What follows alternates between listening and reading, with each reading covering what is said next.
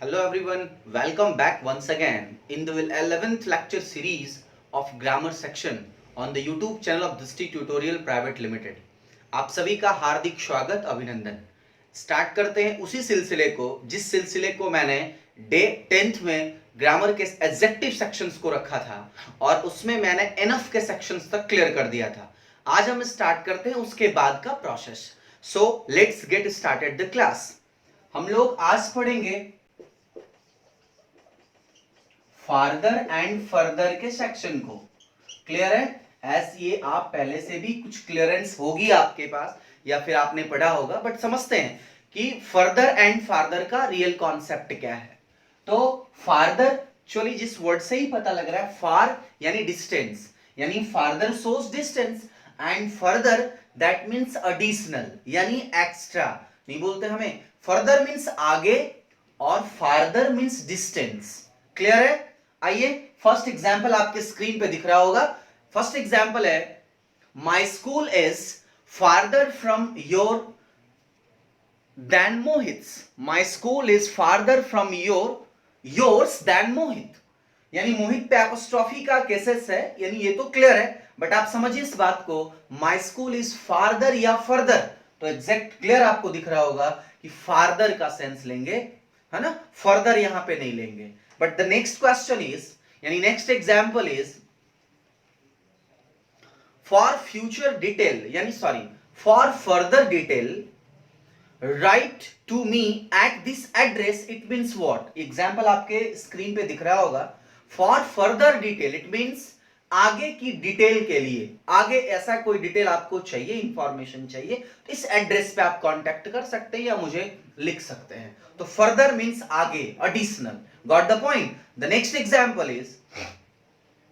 Example है right for further 20 minutes, मतलब 20 minute और ही आप लिख सकते हैं। Right for further 20 minutes, example आप देखिए स्क्रीन पे, फर्दर 20 मतलब आगे और 20 मिनट आपको मिला होगा।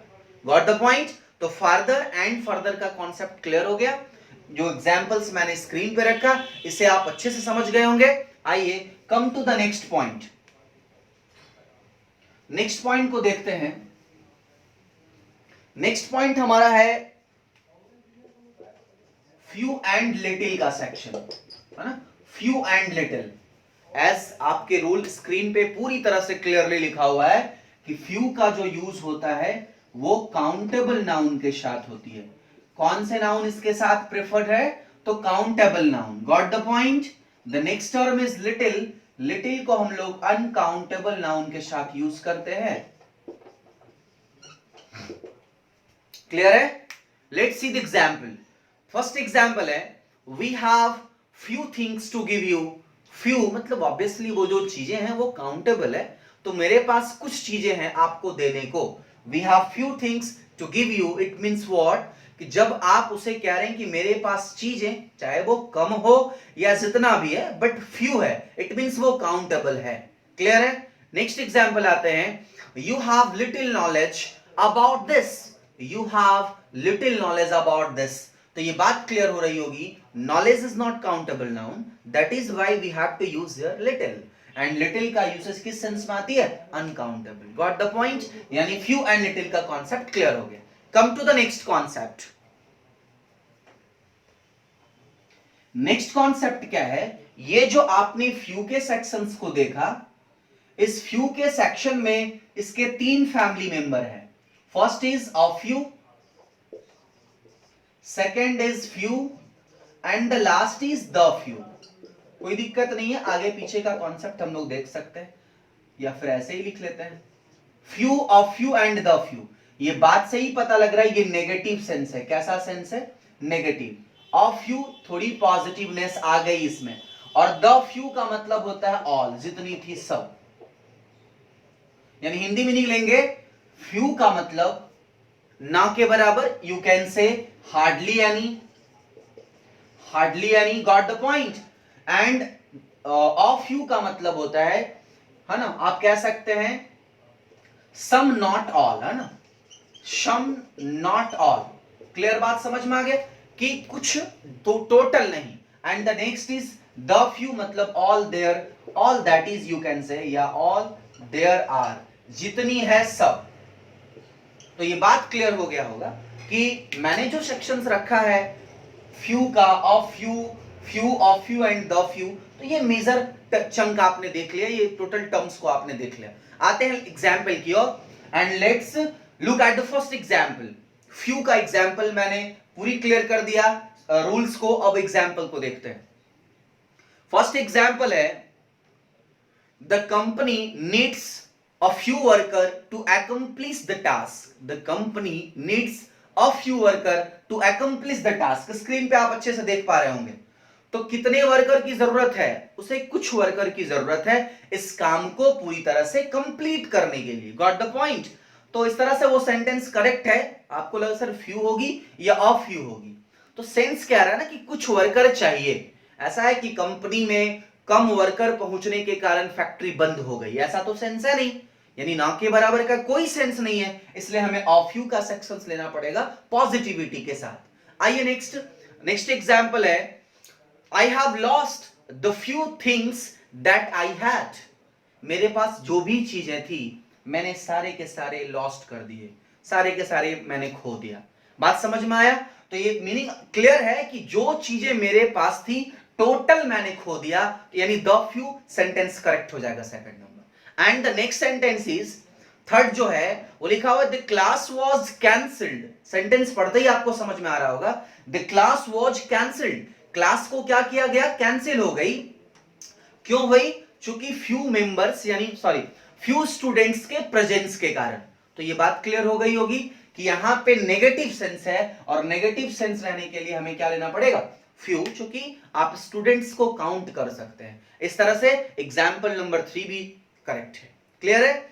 आते हैं इसी के नेक्स्ट टॉपिक को लेकर के, जो मैंने लिटिल का सेक्शन रखा था।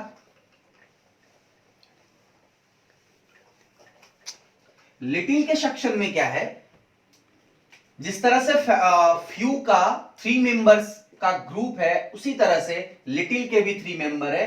फर्स्ट इज लिटिल का सेक्शन है, सेकेंड इज ऑल लिटिल वाली सेक्शन है and the third is the little. आपके स्क्रीन पे ये रूल पूरी तरह से लिखा हुआ है। लिटिल का सेंस नेगेटिव सेंस होगी, ऑल लिटिल का सेंस पॉजिटिव सेंस होगा एंड द लिटिल मतलब टोटल जितना था सब। बात समझ में आ गया? क्लियर? तो आपके स्क्रीन पे ये पूरी तरह से as it is meaning wise लिखा हुआ है। आइए हम लोग एग्जाम्पल की ओर बढ़ते हैं। क्योंकि ये चीजें क्लियर है, few of few, the few, little, all little, the little. Got the point?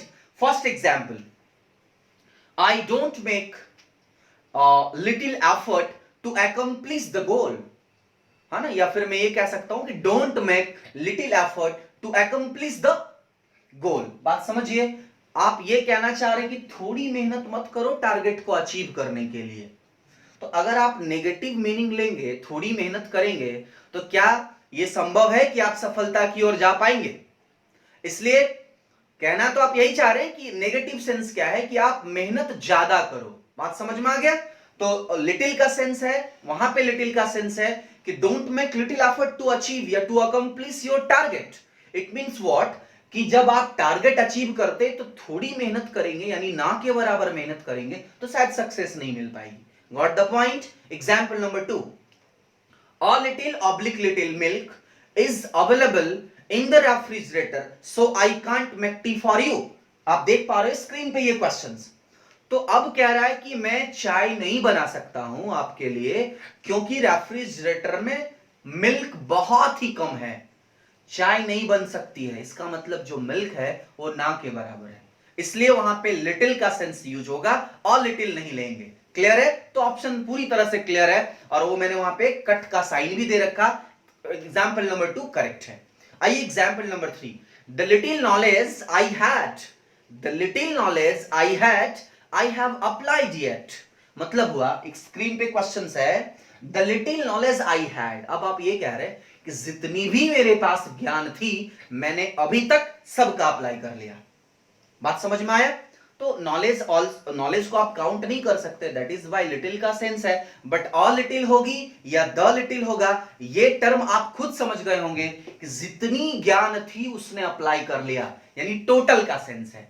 बात समझ में आया? तो द लिटिल करेक्ट है। आइए the last example for this concept, fourth example है all little oblique little knowledge is dangerous. आप कहते हैं ना कि थोड़ी ज्ञान घातक होती है, थोड़ी ज्ञान जो है वो बहुत ही घातक होती है। तो ज्ञान अगर है ही नहीं तो क्या घातक होगी? यानी ज्ञान है लेकिन थोड़ी ज्ञान है। बात समझ में आया? तो ऑल लिटिल के सेंस जगह पे आप क्या करेंगे? लिटिल या ऑल लिटिल।